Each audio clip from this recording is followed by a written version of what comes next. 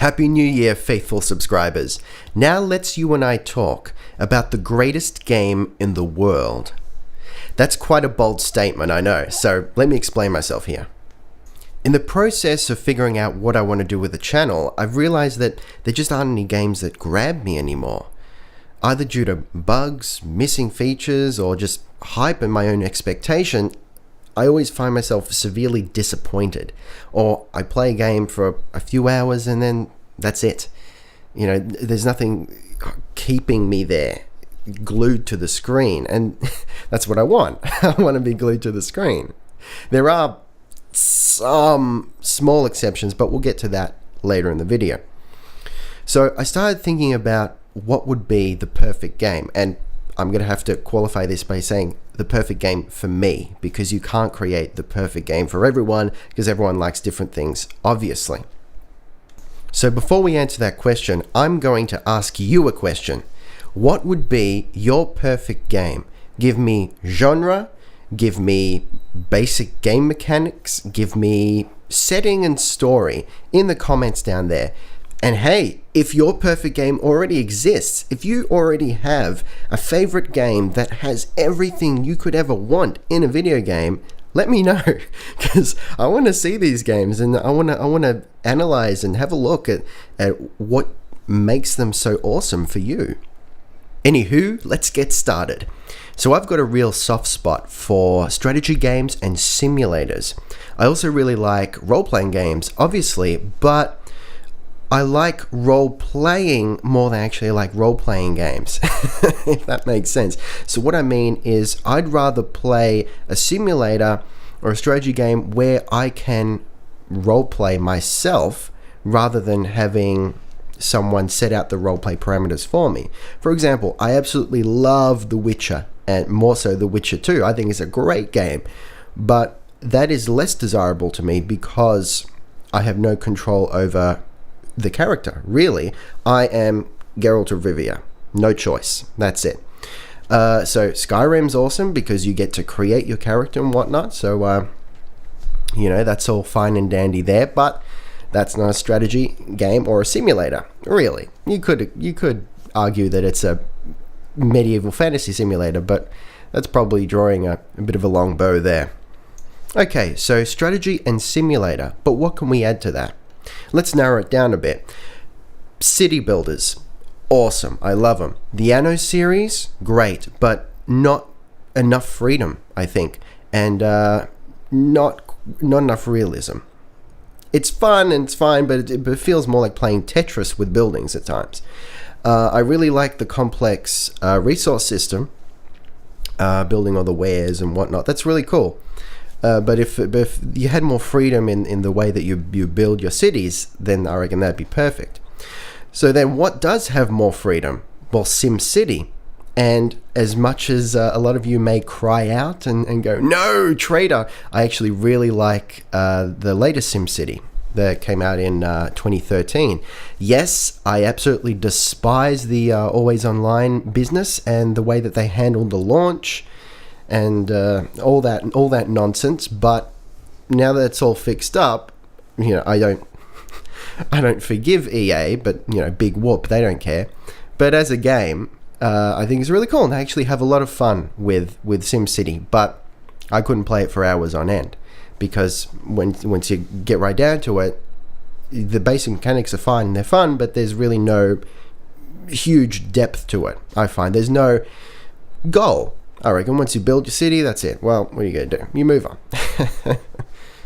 On the more simulation side, we've got Space Sims. The X series is great. Let's forget about X Rebirth for the moment because it still doesn't work. But I think X3 Terran Conflict is the best in the series so far. But the problem with that game is it's just too complicated. It's too convoluted to do really anything. For example, I'd love nothing more than to grab a carrier, fill it with strikecraft, and go about my business, Battlestar Galactica style. That's really cool. I'm in my element there. But it's too difficult and finicky organizing all those strikecraft, supplying them, equipping them, only to see them die en masse whenever you use them because the AI is crap and you can't give them orders fast enough and in an easy, intuitive way. So, it sucks all the fun out of it. So what's the point? A similar concept, carry command Gaea mission. I'm not sure if I'd call it a proper simulator. It's kind of a strategy action. I don't even know. But for those of you who don't know, you control a carrier, a seafaring carrier, and that carrier then has access to 4 amphibious vehicles and 4 flying vehicles, and you can equip them with any kind of weapons you want, and you've got to go from island to island capturing and destroying and whatnot. And it's good. You can upgrade your carrier and your vehicles, and that's all well and good, but it's just a little bit small scale for my liking.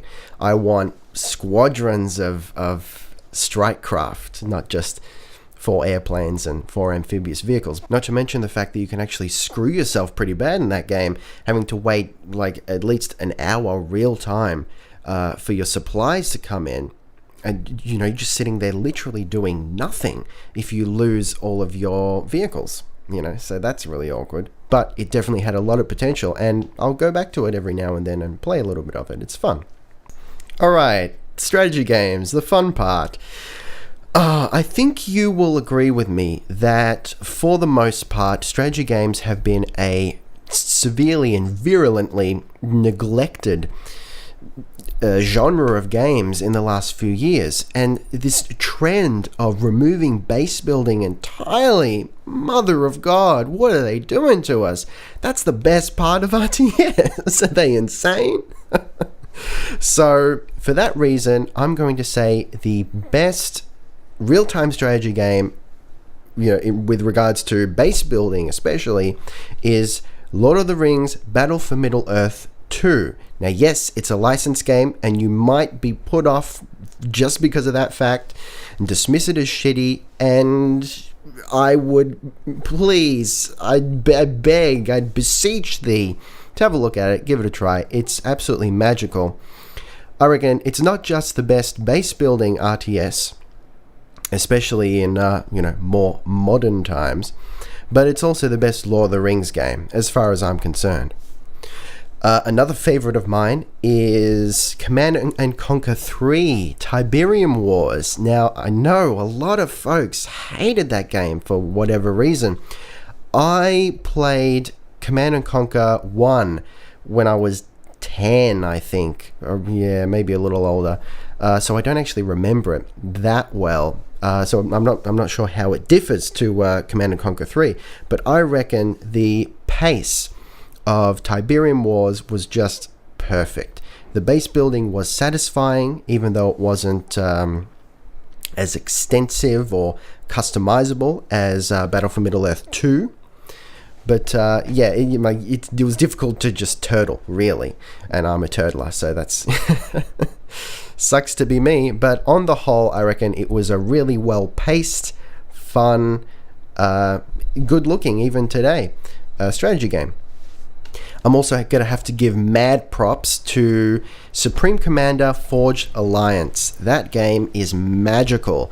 I love the resource system in that because it's different and it allows you to actually keep building. There's no downtime with that. There is always something to do. I love the amount of control you have over your units. The waypoints, there's more of a sense of automation that you can shove in there. You can get your units going on patrols straight out of the factory, and you don't even have to worry about it. You can set it on infinite build and forget about it. So I reckon I love that aspect of it, and the large maps as well. I'm going to give an honorable mention and a dishonorable mention to Command and Conquer 4, Tiberium Twilight. Yes, I know. That game had mad potential. I reckon the whole mobile base thing was glorious. I reckon that was definitely the next step. That was the next logical step in the Command and Conquer series. But if I may if I may use Angry Joe's vernacular here, they done fucked it up. Oh man, if they'd made those crawlers, the mobile MCVs, if they'd made them more customizable and more powerful, like they were a beastly unit on their own. Oh man, that would have been so cool. Also, if they didn't mess up the art style. I mean, what was that cartoony crap?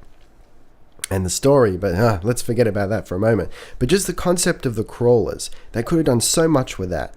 But I think the biggest problem was just like the resource system. If they kept the resource system as it was in the previous games, you know, the gameplay would have been so much better. And if they got rid of those stupid arena style maps, what? You know, this isn't friggin' the Colosseum here. This is Command & Conquer. It doesn't make any sense. Anyway, I reckon those are the two biggest problems with that game. There are more. Trust me, there are more problems, but those are the two problems that really annoyed me the most, and that kept it from being a really cool game. But it has elements that we will discuss in a little bit that I think are really cool and can be applied to the best game in the world, as far as I'm concerned. If we move on to 4X games for a little bit here, here's a game you might not have heard of. Distant Worlds by Matrix Games. It's a real-time strategy game, but it's pausable. It feels very much like Galactic Civilizations or something like that, just without the turn-based gameplay. So you select your race, your civilization, or you can create your own, and then you're thrust into a galaxy of your choosing. You decide how many stars and planets and this and that you want, the size of the galaxy, the shape of it, and then you can conquer the galaxy in any way you want, combat, diplomacy, whatever. You can create your own ships, this and that. Now, what I personally find to be marvelous about this game is that it is entirely automated. Now, that might sound weird. All right, so you can just let it go, turn all the automation on, let it go, and the game plays itself. Now, why would you want to do that? Why would you want to watch a game play itself? Well, yes, exactly, but that's not the point here. You have complete control over what is automated and what is not automated. So if you want, you can control every aspect of the game, or you can pick and choose. For example, I really enjoy making ships, designing the ships, so that is unautomated. I have complete control of that. Colonization, I have complete control of that. Ship patrols, that is automated because I don't need to micromanage that. If I see my ships are in a fight and they're losing, then I can manually send in ships to assist them. It's like The Sims in that your empire will go about its business, but when you would like to influence it, you can. And when that's over, it's right back to the automation again. It's seamless. Now, there are aspects of Distant Worlds that are not ideal. For example, it's not personal enough for me. You can't have a favorite ship or a favorite system or anything like that, because if you spend too much time in any one area, then the rest of your empire suffers. In strategy games, I like having pseudo-hero units. Not units that the game tells me are heroes that cost more and they're probably overpowered in some area, but regular units that you either upgrade or they level up, or maybe they don't do anything at all, but they're just something you like and you protect it and you babysit it and you make sure it survives. Maybe in your head you give it a name, or maybe the game allows you to give it a name. But that's the kind of thing I want. Now, my friends, Homeworld 2, an absolutely spectacular real-time strategy game that was ahead of its time, really, and it's amazing that no one has done anything similar or made anything better since. How is this possible? It's got the mobile bases, which is frigging awesome. It's got customization. It's got options. You know, if I see some resources off in the distance, I can equip a carrier with some strike craft and whatnot for defense.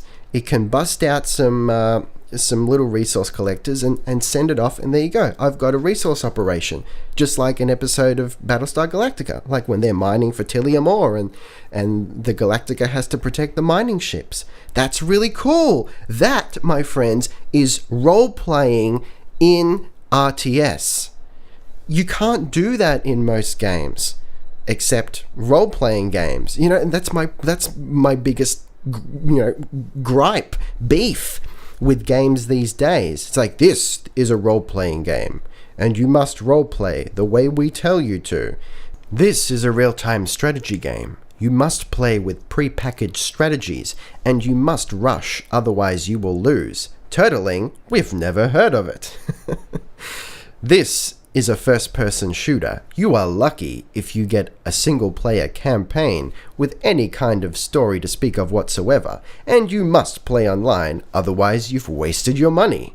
The only exception to that would be the first Crisis game, and that was amazingly good. So now we get to the end of the Wild Goose Chase, and I'm going to tell you a little something here. A few years ago, I wrote a story, and then in a feverish fit of created? What? Never mind. In a feverish fit of something, I wrote down all these notes on this video game based on this story that I'd written. I called it Traveler, and basically the premise was you build up a mobile city. Alright? So think about the mothership from Homeworld 2, but with the level of customization of SimCity. So imagine that little square in 2013 SimCity was mobile, a floating city above a desert wasteland. I'm excited already, guys. So you've got production, resources, defense, offense. The basic idea was that you can specialize your city, or you make it a jack of all trades, balance a couple things if you want. So for example, if you want to turn your city into a flying fortress, then you just load up on defense modules, either in armor, shields, maybe throw in some anti-air cannons, some defense turrets there if you want. You can also make it like the Death Star, a flying weapon basically. So you can shove artillery cannons and big missile launchers all over it, and it becomes just like a piece of floating metal smothered with weapons. So that's fun too. But you might not have enough room for defense there, so it's a glass cannon of a city. Risky strategy. So the city also produces units, mainly carriers and destroyers. So of course destroyers are your hard-hitting pew-pew units, and the carriers are like secondary production units. Think like the carriers in Homeworld 2. So the main purpose of these carriers might be to establish like a forward base type thing, or resource operations and then protect it. Maybe you want to have them supporting your destroyers, just spewing out strikecraft. That's cool too. The city can produce strikecraft as well as support units. Now it would have to have a certain level of automation. For example, the strikecraft that are created from a certain carrier are tied to that carrier. So the carrier controls them unless you intervene and give specific orders to individual strikecraft or a whole group of them. You can order a whole squadron to go off and attack somewhere or protect something, but once that order is over, once it's been cancelled, or maybe the unit that it was assigned to protect has been destroyed, well, it's got to go back to the carrier. It's got to go back, refuel, rearm, and then do whatever the carrier tells it to. Furthermore, any ships assigned to a carrier can be moved to another carrier, and then it's just like that other carrier, the second carrier, had built that ship, and it owns it, it tells it what to do. You can also send those ships and assign them to the city, so then it's as if the city built them and they control them. So the ultimate idea is that you end up with a strategy game with a whole bunch of smaller strategy games within it. It's on a very large procedurally generated map, ideally, because those are the best. Huge, but not so huge that it's overwhelming. So to break it down, you've got your floating city that's maybe like a tower defense resource gathering game, or maybe it's a send the big old rock full of weapons at your enemy game. Then you've got your carriers out in the field doing their own thing, flanking the enemy, you know, taking out their resource operations, setting up resource operations of their own, and then upgrading. It's not some ridiculous, oh, your ship has gained a level. What's that? How does a hunk of metal gain levels? No, the crew upgrades. So maybe a ship, even with the destroyers, maybe the cannon crews upgrade. So suddenly they're shooting faster. Maybe the engineering crew gets more experience, so the ship goes faster. Maybe the captain gains a level, so you can have more ships in your carrier's fleet. And then you got to have multiple game types to keep people interested.